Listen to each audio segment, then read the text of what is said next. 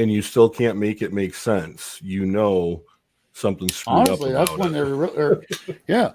I mean, and I've said it before, but the real thinking drug to an ADHD person is like speed and cocaine. It really is, because if you are ADHD and you go and get pills, right, in actual pill form, what they're going to give you is essentially things that speed you up. Adderall is nothing more than, why do you think on the black market people love 20 milligram Adderall? Because they're like, dude, I'll stay up for 3 days on that shit. Wow. Mm-hmm. That's like a fucking, that's a, I don't take 20. I used to take 5, but my whole point is, hold on.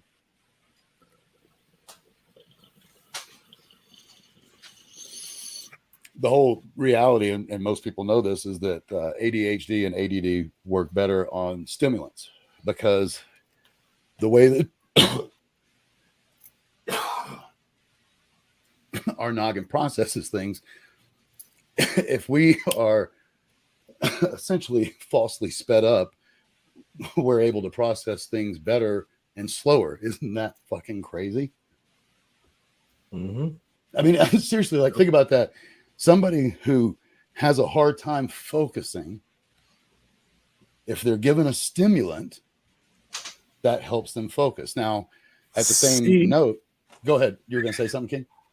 That's weird that you say that, because kind of going, when I first, my pre-learning of the differences between sativa and cannabis, like you were saying in the beginning, was backwards to me.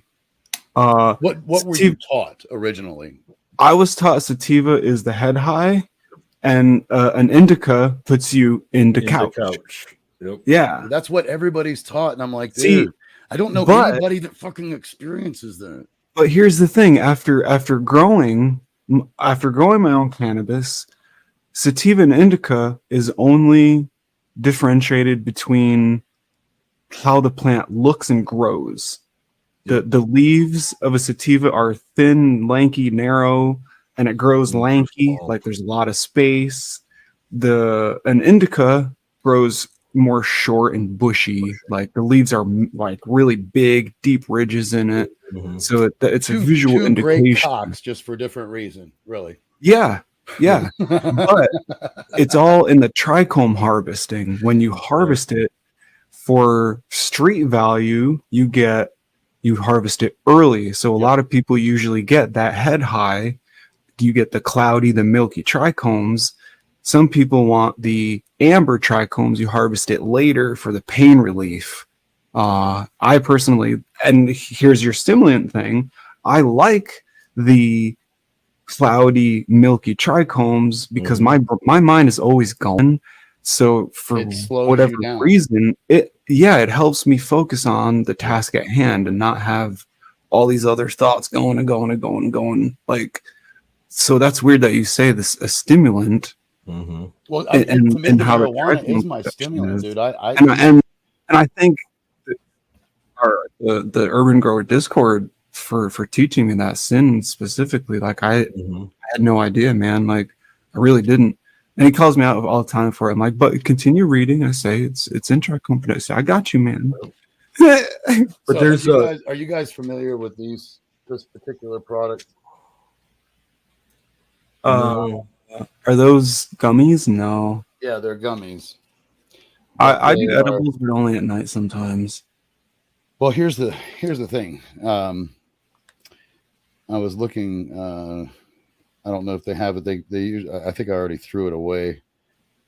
But these literally have a warning. It's on the back. It says extremely potent, right?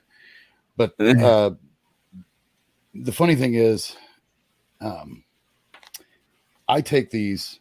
I take 2 of these in the morning, right? I also take 3 fat dabs of this. But then I also take kratom, and if you know what kratom is, then you understand that's a depressant, because that's more in the opiate style family, right? But what's funny is here's the real funny thing about both of those. For me, and even back in the day, like the whole reason I got really hooked on opiates is, even though it is technically not a stimulant, it's what got me out of bed. when I felt good, Yeah. it literally gave me a false sense of energy. Now, I do not get that same false sense of energy per se from kratom, but what I find is I am that same talkative son of a bitch. And what I mean by that is if I have just taken kratom, like maybe in the last 15 minutes, and you and I start having a conversation, you're gonna be like, dude, I couldn't get a fucking word in edgewise for an hour. Like, you just fucking talk. That's what cannabis has helped me with.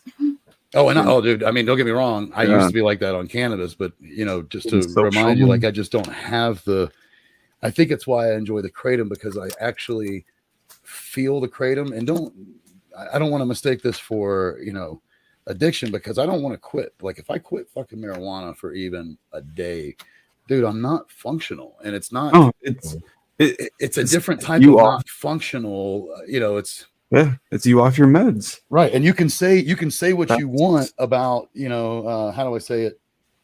Addiction. But, the first thing that's taught in addiction, I don't care any fucking A group, right? I don't care what you put in front of it, but if it's anonymous on the back end, the first thing that you're taught is that you admit that you're powerless over this particular fucking thing, and that your life is what? Do y'all know it? Any of you? Unmanageable. Well, here's the thing. If I don't smoke weed, then that's the fucking problem. Right? And I don't consider that to be an addiction. Yeah. You said it best, King. It's my medicine. Because that, at this point, I don't feel high. I'll tell you what really makes me feel high, and my wife and I know it. So we literally save all of it. And I think y'all have seen it before, but like, I fucking love smoking my my Reclaim. Is that the Reclaim? Yeah. Dude, that I'll do fucking 3 dabs of Reclaim. I'm gonna do one. I bet that's a good body. That actually gives me a body head high that I can feel for about 5 to 10 minutes, depending on how much I cough. Yep. And that's the other thing, is that I'm almost guaranteed to cough. So I'm gonna go ahead and do this dab and let you guys talk about whatever the fuck you want to talk about. But I'm gonna do this dab of fucking Reclaim here, because that I will have a similar high to what you guys are probably feeling right now. But I'm just saying, if I didn't do the marijuana though in the beginning, I'm sorry, guys, I just want to finish. If I didn't do that marijuana in the beginning, I would feel very, very upset and very, very unsettled, unfocused. Even with just the kratom, I would not be the same. And in fact, if I just took the kratom, here's what's really funny: the marijuana keeps me from getting nauseous on the kratom. If I didn't take, if I don't take 2 of these fucking edibles with that kratom, like at the same time, I take my vitamins downstairs, and then I take this, I come up here and I take these, and I have forgotten like twice. And dude, I am so fucking nauseous. I'm like, oh, I fucking forgot to eat the edibles. Because I don't eat anything else. But texture, or it's marijuana is a natural reliever of nausea. Yeah. Yep. So by ingesting 2 of these before I even, because this isn't fast enough to relieve the nausea as the fact that my empty stomach is going to immediately disperse that weed and that kratom at basically the same, you know what I mean? So as the kratom is making me nauseous, the weed is taking me back down. It's just, go, Grizz. You were going to say something. I'm interrupting, fool. No, you're fine. I was just going to say, sexy. Thank you. Talking about Reclaim and stuff. I was going to say, I think I was telling King the other day, shout out to my little brother. Him and I, we used to, when we would smoke, we used to save all of our roaches. Oh, hell yeah, dude. And, when you couldn't afford to go get more or whatever, man, that was your emergency stash. You unwrap those, roll them into a new joint, man. And I will tell you this, it tasted horrible. You cough like a mother hucker. It's just recycled. That shit got you so high, it's not even funny. Dude, so you got Reclaim. Reclaim is simply the concentrated version of recycled. Yeah, I'll tell you something else we used to do. 2 notes on that. Number 1, I have 2 containers, dude. I kid you not. They're this tall. They're that big around, right? They're the ounce, the ounce plastic containers you'll get at dispensaries. Yep. Right. And I keep all that shit because that's where I stash. Dude, the only difference now is that instead of having a roach that's this long and weed, I now have a roach that's this long and is a cone. Yep. Because the cone has become easier, faster, and more economical. Well, not more economical, actually, if I could cost me more, but it's become easier and quicker to get my fix when it comes to wanting that joint, number 1. But I mean, I literally what's funny is I have 2 of those filled, and then I have one that's a half-ounce size, so it's half the size. That one's filled with what we call rat turds. Rat turds is when we've already punched out, because that's what's beautiful about the fucking cone is once you're done and it's a roach, you just take the fucking cone and you take this little tool and you go boop, and it just pops a little fucking rat turd right out into that bucket. And then when we are out on a rainy day, we always have our recycled weed just waiting there for us. Always. Dude, that shit, like you said, man, it's the best. And what we used to do when I was younger, did y'all ever hear of the resin chamber? Have you ever heard of a resonating chamber? Is for smoking? A resonated, have you ever, in concerns to smoking flower, have you ever heard of a resonating chamber? No. Don't look it up, Grizz. Don't look it up. Right here, man. Have you ever heard of one, King? No, I have no idea. All right. So go ahead and look it up, but let me tell the crowd what it is after I dab. But feel free to look it up. See if the world has any footage or info on it.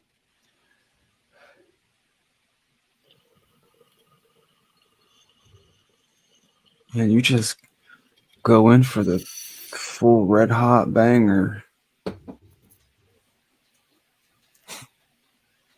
I have a story behind that, and you'll like it, King, because you won't believe it. I'm like the opposite of rules. It's part of my. Well, no, I know a lot of people like the red hot banger. It's just weird. I get it. I cough a little bit from reclaim, but if I were to do a slow dab, I would be coughing until the end of the show. My eyes would be bleeding tears. I would be sweating fucking balls. The dab sweats. Yeah, man. No, I get it. Everybody's like, no, man, it's the hot banger that gets me like that. I'm like, dude, if I do anything but that, I'm down for the count, man. It's too much. It's too much oxygen mixed with the smoke. That's what I tell people. I can't do it. There's so much expansion. It kills me. No. Hold on. That may not have been true if I had been dabbing at 20, but I didn't start dabbing until I was in my 40s, dude. And it wasn't this stupid bullshit that everybody calls dabbing. I fucking saw that shit and I was like, and I got it. They're like, it's because, Dad, when you cough, and I'm like, yeah, but son, is that really it? Yes, that's what the whole move came, because here's what happens. I want you to look at you need to understand. You're hitting it, right? And then you cough. What are you going to do? And pass it over to your buddy. That's dabbing. God, that's funny. Y'all never knew that? And fucking I had no idea. Children are doing it, dude. I knew that. I'm dabbing. I knew that from Fortnite, from that stupid Fortnite game. I was like, this is dumb. And I knew kids do that. Whenever you see somebody dabbing, know that this idiot, this kid, and I mean this in no disrespect, because they're probably extremely smart individuals. Right. But when I say idiot, they're idiot to the knowledge of why they are dabbing and what it is all about. It's the same thing when I saw kids running around back in the late 90s when it finally got big enough, and they're like, it's 420, it's 420. I'm like, you're not going to go smoke weed. You're 10. You know, there's no way you know. That's when we go and hang out. Yeah. They had no clue. No. Same thing with dabbing, dude. And football players are some of the worst, because if you remember, this will tell you how long ago I was watching, but remember when what's his name? Dipshit his last name starts with a C, Cameron, I think, or something like that. Whatever. He was a quarterback for the Panthers, Carolina Panthers. He's no longer there, but he was one of these running quarterbacks. Maybe that'll. Oh, that Colin Kaepernick dude. No, not Colin Kaepernick. Not Nike and stand with not that. I mean, that dude had good reason, but he's a fool. He did it. He chose. So in my opinion, just like school and work, sports, particularly professional sports, is no place for God or politics. Period. It's just that fucking simple, which means you shouldn't stand or kneel when anything patriotic, or the only time you should do that is when it's such a loss to the country that you need to show respect to the dead. That's different. Yep. Otherwise, it has no place in sports to me, right? It's why I'll just tell you this. I don't think this is political, because I am all for the I never get the acronym right, guys. So I'm just going to say it's LBGT. Yes. I mean, everybody knows I'm a polypansexual, right? And an open marriage. So I couldn't be more for the movement of everybody is just people. That's really what that movement is truly about. It's really what the movement of Black Lives is all about. Black Lives Matter is all about, truly. It was funny because this dude that I met who is black said, he's like, they said it wrong. This is what he said. This was a black dude, remember that? He's like, all they had to do was add the word TOO to the end of that and everything would have been fine. Yeah. Nonetheless, because the real meaning of that is, again, it's just equality, right? So is it LBG. Right. And my whole thing is like with sports, if somebody used to be one sex and they're now the other, that means now that we need to technically have 4 categories: him who used to be her, and her who used to be him. And then you have equal competition. Yeah. If it was always equal for man and woman to go against one another, then we would have always had mixed competition from the very beginning. Right. Yeah. Period. Well, and that's part of the issue, right? Because I mean, there was and I forget his name, but there was a guy who he was a bodybuilder. And, I saw that. I commented about that on a different platform, but and stuff like that. Not right. The thing is it's not politics either. Let me just say that's not political. That's just you don't have the right to compete.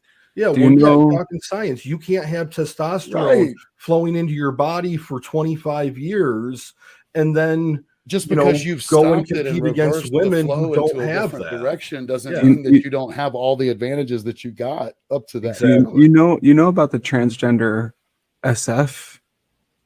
No. Man, I don't want to get hate from this. I'm ignorant to it as an uneducated. He used to be a man, and made the shift to a female, right? Used to be as a man, used to be SF. Like, what's SF? What? I don't know. Special forces. Special forces. Okay. Sorry, my ignorance. It's just weird. But here's the weird thing. Not weird, but not understood on a lot of levels. The point that you don't get, right? Well, no, that a lot of people don't, whatever. Being veterans, Grizz and I, we fought for the rights for people to do whatever they choose to do. Right. Whether we agree it or not, that is not we have no say in that. We already fought for your right. So even if we don't agree with it, it's moot. It doesn't matter. Like, we already said you can already fought for you your already right. Made that decision with your oath as a service individual that it wasn't about what the beliefs are, it's about being an American. This is going to be funny. I was having a hard time wearing this shirt or my other shirt. That's which one nice. Let me focus in. My eyes are so bad. Well, okay, got it. Yeah, there's a story behind this shirt. It's from a nonprofit organization that helped me out in a very rough time of need. But yeah, no, they're good. They're a good company. Can I say? It's the Coalition to Support American Heroes. When I first got out of the military, they were doing that big backlog with the VA. I waited over there. Sorry, I waited 2.5, almost 3 years to see if I was eligible for any disability. But the VA Wounded Warriors Project, there was no other program out there that helped me aside from the Coalition to Support American Heroes. They call me every few months, the same person.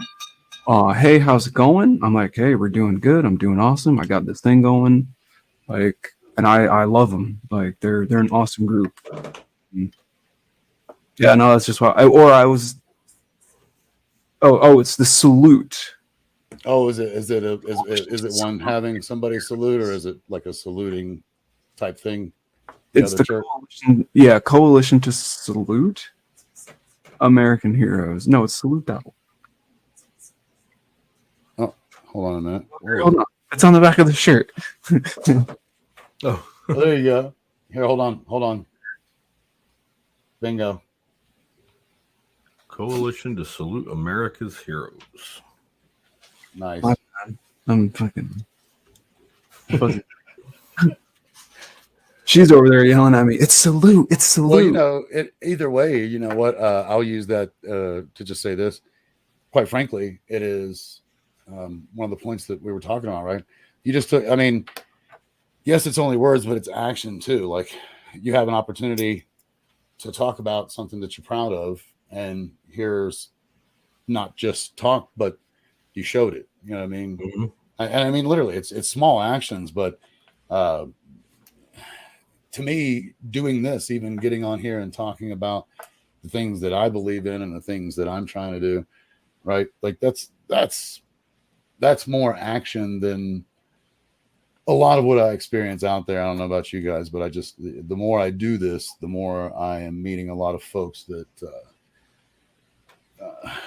in the simplest of terms, you find out real quick two things. One, that there's not a lot of action there, right? Just a lot of words, and words, as they say, are cheap.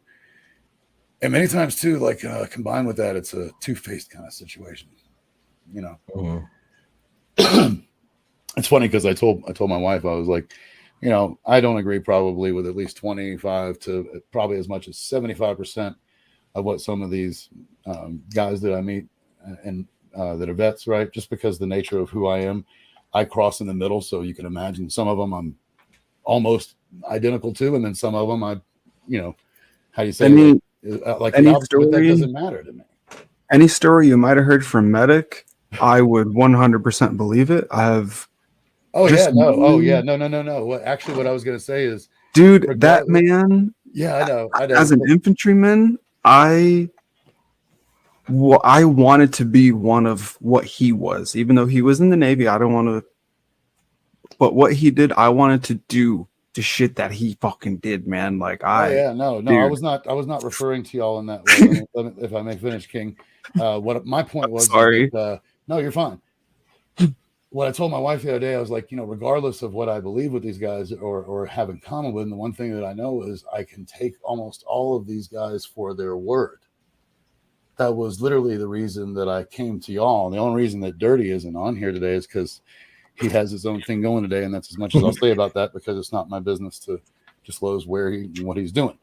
I just know he's doing his own thing, and he politely, you know, let me know that. So I never even asked because I knew where he was going to be. Having said that, again, the point that I made to my wife is, regardless of my alignment with beliefs, right? I know what you guys say is the truth of you. That's my whole point, because I believe that once you go through the military, I mean, if I'm not mistaken, the reason that my dad pushed it on me is because I come from a military family. I can almost imagine that is a highly pushed narrative in the military, that you do what you say and you say what you're going to do. Period. Mm-hmm. Nothing more, nothing less. Maybe sometimes something more, but you never do less. Yeah. I think that's it's another way of saying it. When I have a big sales background, I was in sales for many, many years, and we used to always say under promise and over deliver. Yep. And that's the thing, and that does even go into a military ethos, and I think that's one of the things that, again, as veterans, when we get out, and we'll just say we've been talking about different things in society today, but I think that's one of the things that as veterans, when we get out, a lot of us, even though we're not actually old in age, I think I've even heard King refer to himself as a grumpy old veteran, and stuff. Just because we look at things and we look at what's going on in the world today, and we see a lot of people that, they'll tell you anything that they feel will give them an advantage, will help them get ahead, will, that kind of thing. And so I think it's hard, being, in that boat where you're looking at things and going, man, how do I work with this? You know, I think that's one of the challenges for veterans re-entering the workforce is how do I work in this environment? Because I used to work with these guys, you know, this group of people, you know, guys and girls, you know, but that, you know, I knew what to expect. I didn't like all of them. Didn't have you knew what you got. You got what you got. What you expect. There was no filter. Yeah.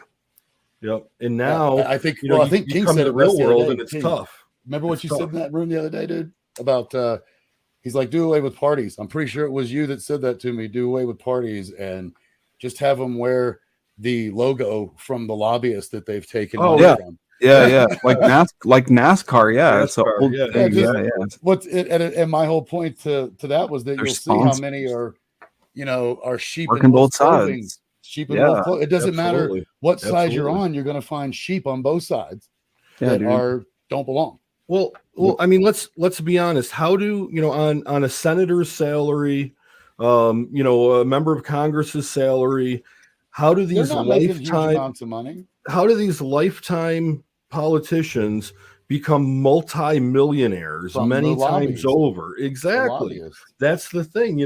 There's all this stuff going on behind the scenes, and you're telling me that you're representing your constituency. No, you won your constituents, and now you represent your money. I mean, that's and that's just how I see it, which is why I don't even and if you notice, I want you to notice, yes, I might have talked about politics, but I didn't get political. My views are not really at stake here in the sense of what political is, because I don't run it. I don't even run it anymore. Yeah. It's funny. Someone made me feel guilty because I finally didn't vote this year. He's like, oh, yeah. I was like, do I really? Because is it really fucking? Here's the thing. Even if the side that I may have wanted to win doesn't, do I really give a fuck? Yeah. Excuse my French, but does it generally affect my day-to-day with the friends that I have? Not I'll just say this, only in the last 10 years has that even ever been at stake, because up until the Trump administration, and I can at least say this with honesty, it has nothing to do with the man personally, but up until that administration, for me, it didn't matter if you were a Democrat or a Republican. It was never like, I didn't shake someone's hand and be like, Democrat, Republican, fuck you. It didn't happen that way back when I voted. You know what I'm saying? It didn't, it was never that way. And then all of a sudden, all of a sudden it seems like with that one political stance to your friends and family, because I had family, when they found out the way that I was going to vote, they're like, well, fuck you. And I'm like, what did I do to you? Yeah. What did I do to you? We used to be able to have real discussions with people, have differences of opinions, and still be friends. And be, and we lost that today. It's funny you say that, man, because somebody I served with called me a sheep. Right. And I'm just like, hold on a second, because we served together, right? Because I have a difference of opinion of yours. Military is some of the biggest sheep. You are told when to eat, what to eat, when to shit, how to shit. You make that decision though. Nobody forced you into that signature of I'm ready to serve. No. As me, being called a sheep by somebody who I defended, who I was ducked in a row with, who was you mean somebody that you served with? My platoon called me a sheep. Yeah, I'm like, because I have a difference of opinion. I don't think like that, because I was infantry. I should have a specific political view. I should have certain thinking of certain things. I'm just like, I have my way of thinking based on my experiences. You have your way of thinking because you're an into fucking visual. I still respect him to the fullest, but I just but it's okay. He, in my opinion, he probably lost a few fucking brownie points of respect, in my opinion, because first of all, I don't like anybody judging me, even my friends. Right. And I'll take that further.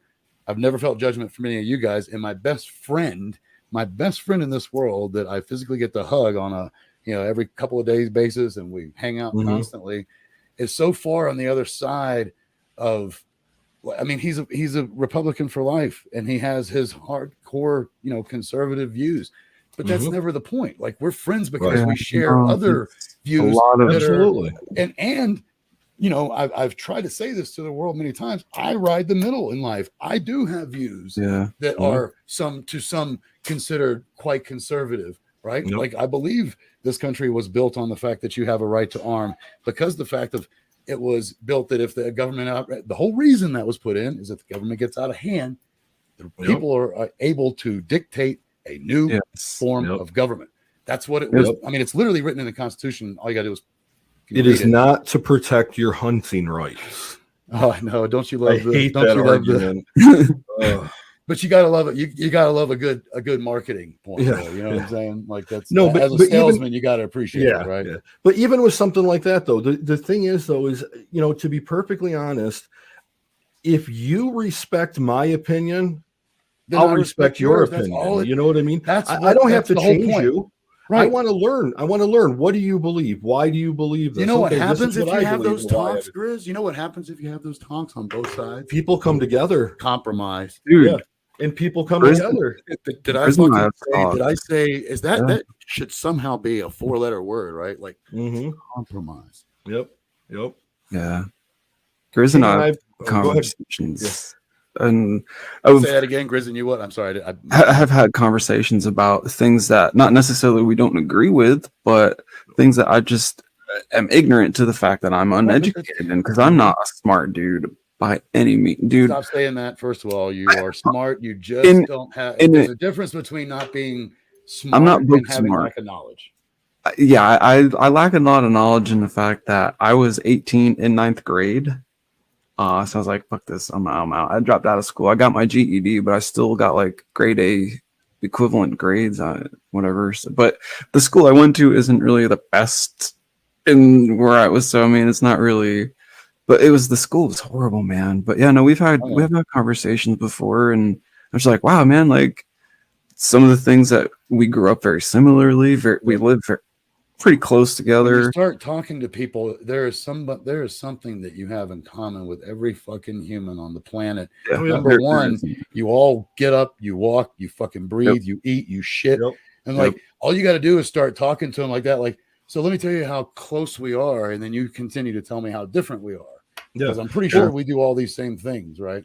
And that's it. And King and I have had this discussion many times, and we've actually had it in our voice channel over on in Urban Growers too, where we live in a society today where they're segmenting us into smaller, smaller. It's all about clicking it up, even with us. We're veterans. Okay, well, even within the veteran community, are you a disabled veteran? How disabled are you? Were you deployed? Did you do this? Well, when were you there? What did you do? All that. Yeah. Well, and that's the thing though, but it's all about these smaller groups. I know, dude. Because the smaller the groups are and the more of them there are, the less powerful we all are. Dude, it's to weaken us. Every group learns this really quick. And let me just give you an example of what I mean, because this is not political at all, Grizz, and you'll see where I'm going with it. But AA, that group started back in the 1920s by 2 dudes. They never wanted to ever see amongst their members any kind of clique. Skip forward 1989, when I started going to them.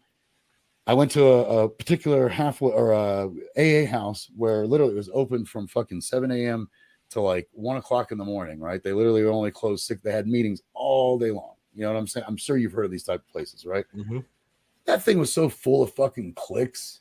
It was ridiculous. They would click off during a meeting, and like, a certain group would go off and have like this private meeting during the other meeting. I'm like, this is against the whole fucking point. And then when I started looking at that, right, because I was young, and I had been through already several churches, I watched the same thing that really has already happened in churches. So but then it goes further, like you're not just a Methodist, right? But then you have this Methodist, there's another point to it. Like you're not just Roman Catholic, you're, Episcopalian or Episcopalian this.